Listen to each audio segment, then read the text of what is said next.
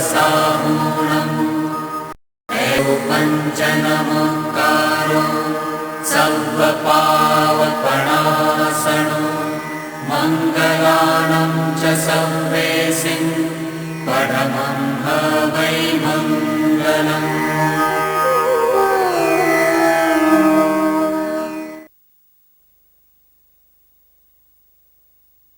शांत हों जिनके गुणों के गान में वे वर्धमान महान जिन विचरे हमारे ध्यान में। भगवान महावीर ने अहिंसा का स्वरूप क्या बताया है और वास्तविक अहिंसा का स्वरूप क्या है, इसकी चर्चा चल रही है, जिसमें अभी तक अपन ने ये बात नक्की की कि महावीर ने कहा कि आत्मा में रागादि भावों की उत्पत्ति ही हिंसा है और आत्मा में रागादि भावों की उत्पत्ति नहीं होना ही अहिंसा है और यही जनागम का सार है। तो भगवान महावीर ने हिंसा और अहिंसा की परिभाषा में आत्मा शब्द का प्रयोग क्यों किया, इसकी चर्चा की और साथ में ये भी कहा कि रागादि भाव, जिस राग को सारी दुनिया प्रेम कहती है और सबसे अच्छा माना जाता है, कहते हैं प्रेम से रहो, शांति से रहो, कोई किसी से द्वेष मत रखो। भगवान महावीर उसी राग को हिंसा कहते हैं।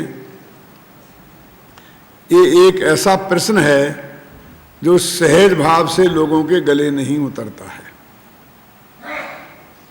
लेकिन हम गहराई से जाकर विचार करते हैं तो हम देखते हैं कि जिसे सारा जगत हिंसा मानता है, द्रव्य हिंसा जिसे हम कहते हैं, मार काट जिसे हम कहते हैं, वो भी सबसे ज्यादा कहाँ होती है, कैसे होती है? तो यह एक सिद्ध तथ्य है कि युद्धों में सबसे ज्यादा हिंसा होती है, लड़ाइयाँ होती हैं ना। और आज के युद्ध तो कितने खतरनाक हो गए हैं, इसकी चर्चा अपन ने पहले दिन की थी कि अणुबम एटम बम जहाँ गिरते हैं वहाँ कितनी तबाही करते हैं। तो ये युद्ध जो होते हैं वो 3 कारणों से होते हैं, जर, जोरू और जमीन। जर माने रुपया पैसा, जोरू माने पत्नी और जमीन तो आप सब समझते ही हैं। तो इन 3 कारणों से युद्ध होते हैं। रामायण का युद्ध क्यों हुआ? राम की धर्म पत्नी को रावण हर ले गया, है ना, इसलिए महायुद्ध हो गया। तो क्यों हुआ रामायण का युद्ध? क्यों हुआ? नारी के कारण। लक्ष्मण ने शूर्पणखा की नाक काटी और रावण सीता को हरण कर ले गया। तो दोनों ही तरफ से जो मूल कारण बना वो नारियां थीं। तो रामायण का युद्ध नारी के कारण हुआ। महाभारत का युद्ध क्यों हुआ?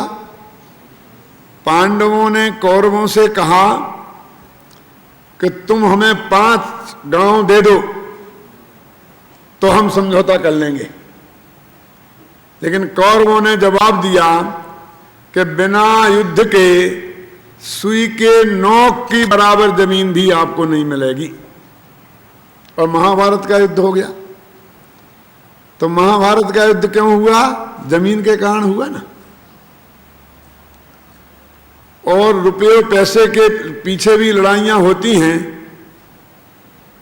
ये बात समझाने के लिए भी क्या हमें इतिहास के पन्ने पलटने पड़ेंगे?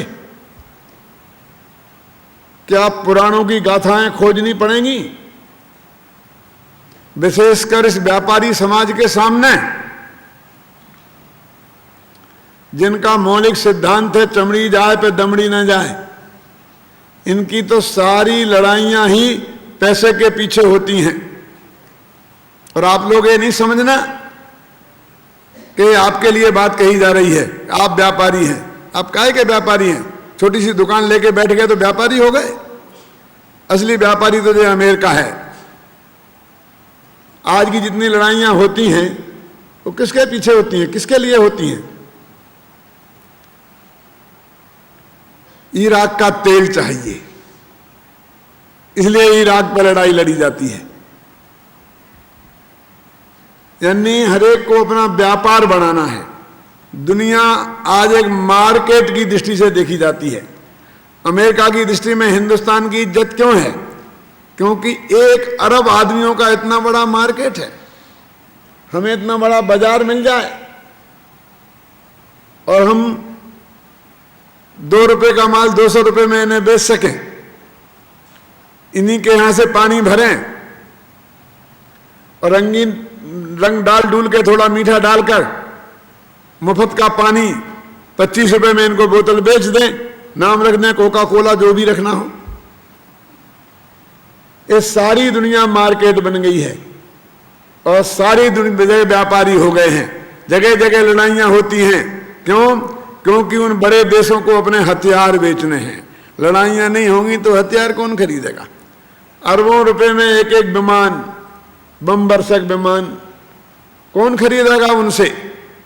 तो आज सारी दुनिया व्यापारी हो गई है और जितनी भी लड़ाइयां होती हैं वो मार्केट के लिए होती हैं, पैसे के पीछे होती हैं, पैसे के पीछे होती हैं। इसलिए मैं कहता हूं कि जितनी भी लड़ाइयां होती, सबसे ज्यादा हिंसा युद्धों में होती है, लड़ाइयों में होती है।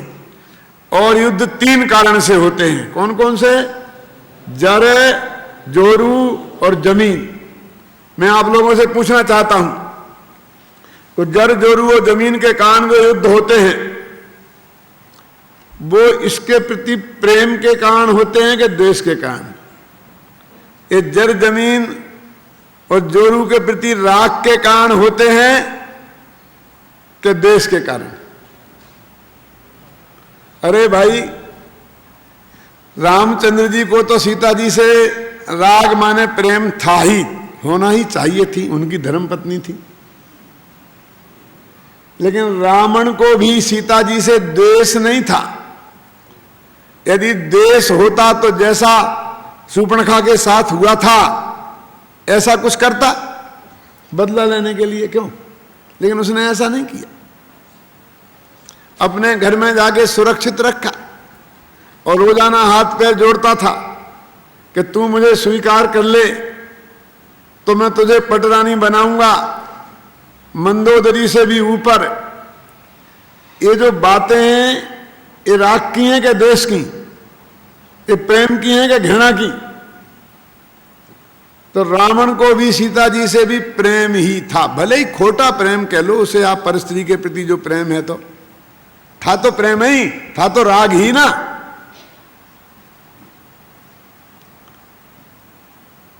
तो ये जो लड़ाई हुई रामायण की वो नारी के प्रति राग के कारण हुई कि देश के कारण? बोलो। ये रामायण की लड़ाई में जिसमें हजारों लोग मरे थे उसमें मूल कारण राग था, देश नहीं। कोई बैर विरोध नहीं था रावण से राम को, राम को रावण से।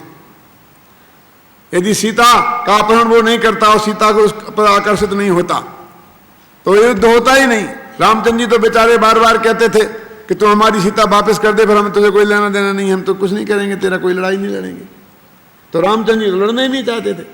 और रावण भी कहता था कि तुम अकेली सीता हमें दे दो, हम तुम्हें 1000 लड़कियां देते हैं बढ़िया से बढ़िया, और तुम शादी करके जाओ, आराम से रहो, हमें तुम्हारा कुछ नहीं चाहिए।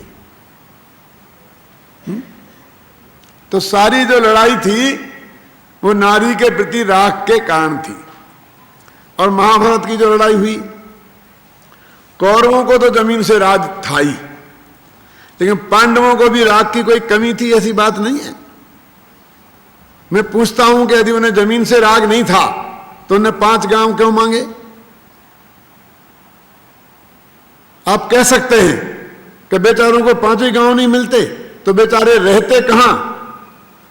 तो मैं कहता हूं कि मेरे पास तो एक भी गांव नहीं है और मैं तो बड़े आराम से रहता हूं। रहने के लिए गांव चाहिए। हर गांव वाले के पास गांव है। अरे अपने देश में तो ऐसे गृह मंत्री हुए हैं लाल बहादुर शास्त्री जैसे, जो उनको कहा जाता गृह विहीन गृह मंत्री, कि सारे देश में उनका एक कमरा एक घर नहीं था, अपना व्यक्तिगत घर के नाम पर मकान नहीं था उनका, और वो सारे देश का गृह मंत्री था।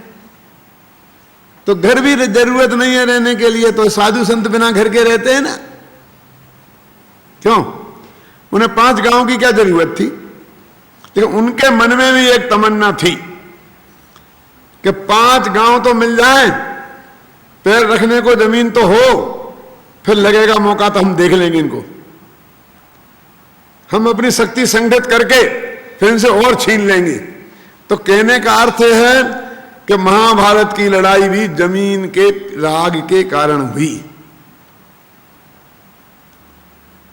और पैसों के लिए जो लोग लड़ते हैं उन्हें पैसे से राग होता है कि देश? जो पैसे के लिए लड़ाई होती है वो भी राग के कारण होती है। इसलिए ये सुनिश्चित है कि जड़ जोड़ू और जमीन के प्रति जो राग है उसके कारण युद्ध होते हैं, और सबसे ज्यादा हिंसा युद्धों में होती है। इससे सिद्ध हो गया कि सबसे ज्यादा हिंसा का कारण एकमात्र राग ही है। इसलिए भगवान महावीर ने बहुत सोच समझ के कहा कि आत्मा में रागादि भावों की उत्पत्ति, इसका नाम है हिंसा, और आत्मा में रागादि भावों की उत्पत्ति नहीं होना, इसका नाम है अहिंसा, और यही जनागम का सार है। न केवल युद्धों में होने वाली हिंसा, खान पान में, पहनने ओढ़ने में, श्रृंगार सामग्रियों में, ये जितनी हिंसा होती है उसके पीछे भी राग ही काम करता है। जरा विचार करो, लोग वैसे ही कहते हैं कि चूहे से बिल्ली को जन्मजात बैर है। मैं तो नहीं मानता हूं। क्यों? कि वो चूहे को मार के खा जाती है, बैर नहीं है तो क्या है? मैं कहता हूं वो मार के क्या, वो तो प्रेम से खाती है, गुस्से में थोड़ी खाती है। कोई भी आदमी जो भी अपनी खाद्य सामग्री का सेवन करता है वो गुस्से में करता है। अब लोग गुलाब जामुन प्रेम से खाते हैं कि गुस्से में? क्यों? अब लोग लड्डू प्रेम से खाते हैं कि गुस्से में? हर प्राणी को अपने खाद्य सामग्री से जो वो खाता है उससे राग होता है, द्वेष नहीं। तो जितने भी ये मांसभक्षी प्राणी हैं, हिंसक प्राणी हैं, ये दूसरे को मार के खाते हैं। तो जिसको मार के खाते हैं उसका मांस उन्हें अच्छा लगता है कि बुरा? वो अच्छा लगने का नाम ही तो भाई साहब राग है।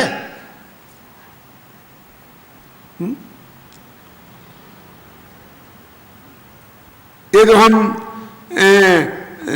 आलू दमी कंद खाते हैं जिनमें अनंत जीवों की हिंसा होती है, मध्य मांस मधु का सेवन करते हैं जिसमें अनंत जीवों की हिंसा होती है, तो जो लोग उनको सेवन करते हैं वे उसके प्रति राग है कि द्वेष?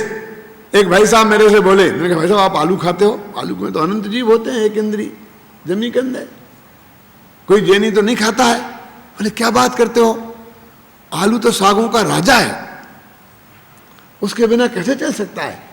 मैंने कहा अच्छा राजा है कि हाँ? तो मैंने कहा राजा को क्यों खाते हो, प्रजा को खाओ ना।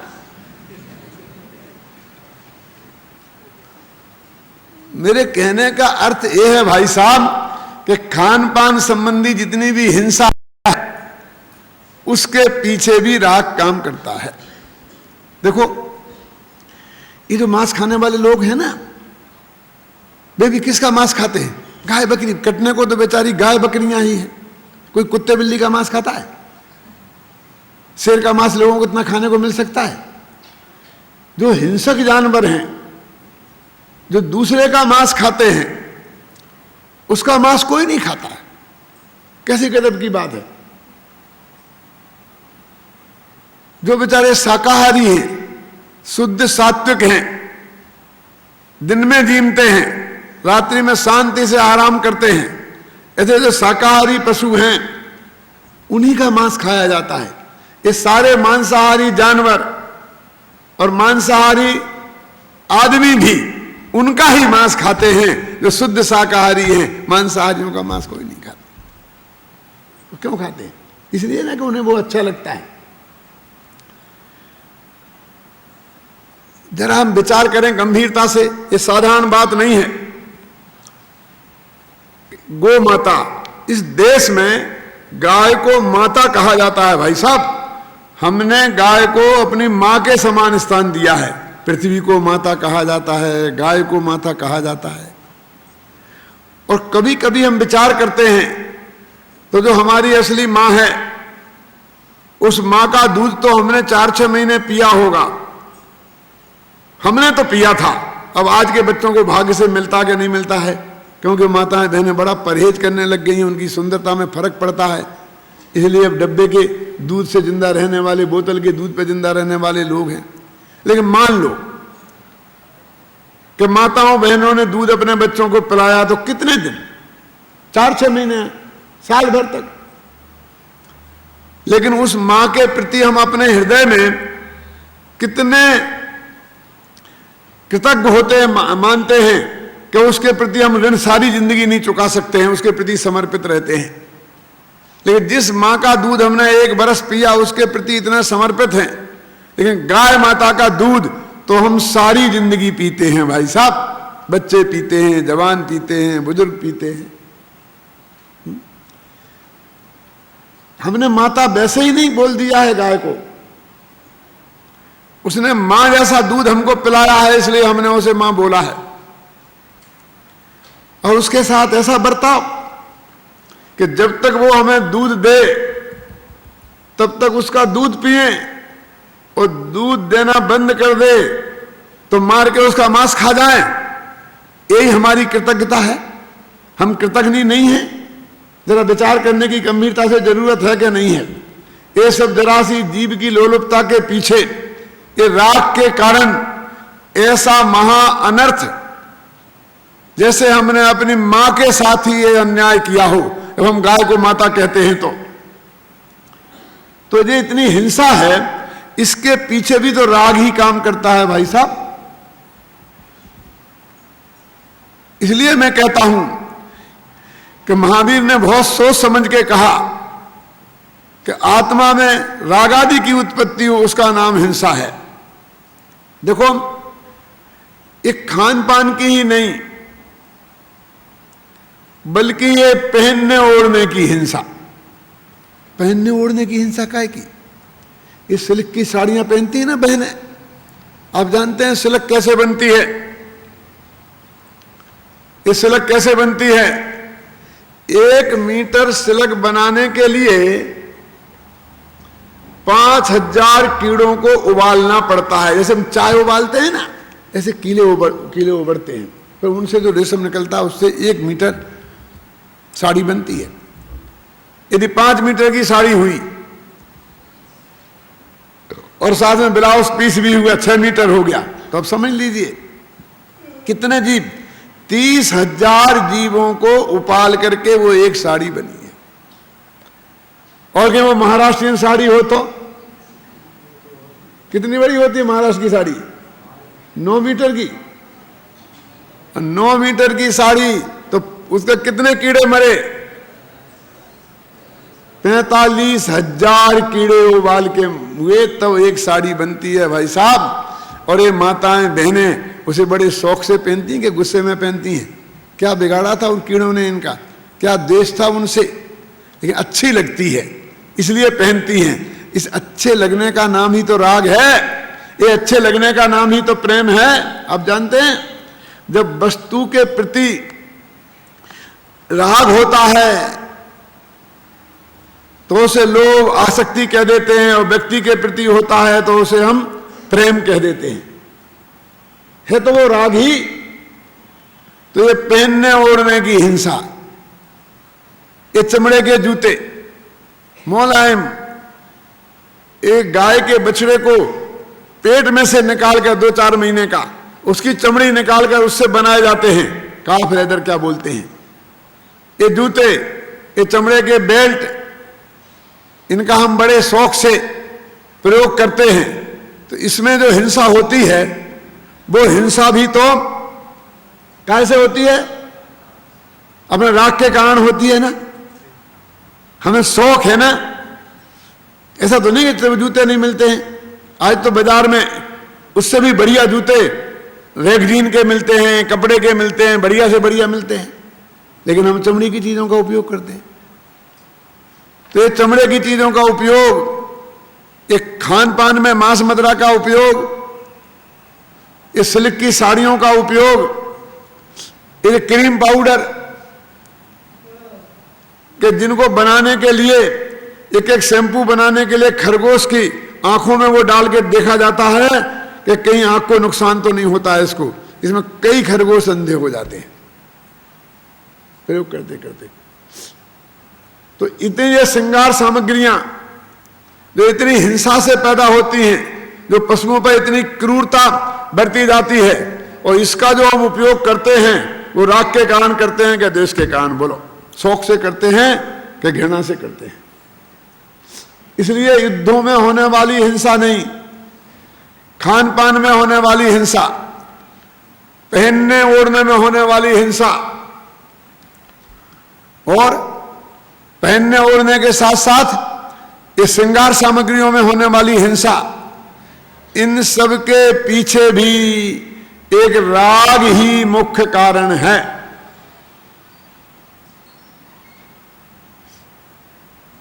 एक चीज को हम खोजें, मूल में जाकर के देखें, यदि पहनना ओढ़ना हमारे लिए तन पे ढकने के लिए तो शुद्ध खादी के वस्त्र भी पर्याप्त हैं। आजकल तो स्वास्थ्य की दृष्टि से भी वही अच्छे माने जाते हैं कि नहीं माने जाते हैं। पेट भरने के लिए तो शुद्ध सात्विक पदार्थों की जगत में कमी है, पेट भरने का इंतजाम तो है। स्वास्थ्य भी, डॉक्टर भी कहते हैं शुद्ध शाकाहारी जीवन ही स्वास्थ्य जीवन के लिए सबसे बढ़िया है। तो ये जो हमारा खान पान बिगड़ गया है, जिसमें मांस मदिरा शामिल हो गई है, जो हमारे पहनने ओढ़ने में ये चमड़े के कोट, फर के कोट, ये हम शौक से पहनते हैं कि साधारण ऊन है, उससे जो कपड़े हैं वो हमारी शरीर की सर्दी को नहीं बचा सकते, हमसे बचा सकते हैं। मेरे कहने का मतलब ये है कि ये हमारे जीवन की आवश्यक चीजें नहीं हैं, आवश्यक ऐसी चीजें नहीं हैं कि जिनके बिना हमारा जीवन नहीं चलता हो, फिर भी हम इनका उपयोग करते हैं, तो शौक से करते हैं, तो उसके पीछे राग ही काम करता है। इसलिए महावीर कहते हैं द्रव्य हिंसा को भी हम हिंसा मानते हैं, ऐसी बात नहीं है, लेकिन उस द्रव्य हिंसा के पीछे जाकर के देखते हैं तो हमारे हृदय में जो शौक है, ये जो राग भाव है, इसके आसक्ति का भाव है, इसके कारण ये सारी हिंसा होती है। इसलिए जब तक अंदर से हमारे राग भाव के प्रति हमारे अंदर से गिलानी नहीं होगी, उसे छोड़ने का भाव नहीं होगा, उसे हम समझेंगे नहीं कि ये वास्तविक हिंसा है, तब तक ये बाहरी हिंसा को छोड़ने से कुछ नहीं होगा। वृक्ष की पत्तियों को निकालने से कुछ नहीं होगा, पत्तियां तोड़ देंगे तो द्वारा पनप जाएगा। यदि हम शाखाएं भी काट देंगे तो एक शाखा काटेंगे तो 3 शाखाएं उसमें से फूट के निकलेंगी, वो पेड़ खत्म होने वाला नहीं है। जब तक उसको हम जड़ से नहीं उखाड़ेंगे तब तक वो खत्म होने वाला नहीं है। और एक दफे हमने उसकी जड़ें काट दी तो कुछ दिन हरा भरा भले ही दिखाई देगा, लेकिन धीरे धीरे वो अपने आप स्वयं सूख जाएगा।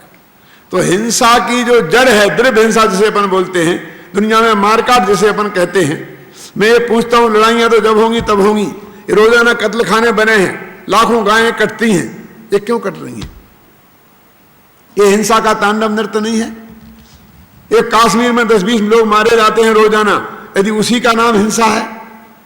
जो लाखों जीव रोजाना मारे जाते हैं, क्या उसका नाम हिंसा नहीं है? यदि उसका नाम भी हिंसा है तो हमें अच्छी तरह समझ लेना चाहिए कि उसके पीछे राग काम करता है। इसलिए भगवान महावीर ने सोच समझ के कहा कि आत्मा में रागादि भावों की उत्पत्ति, उसका नाम है हिंसा, और आत्मा में रागादि भावों की उत्पत्ति नहीं होना, उसका नाम है अहिंसा। यही जिनागम का सार है। शेष कल। ओम शांति शांति शांति।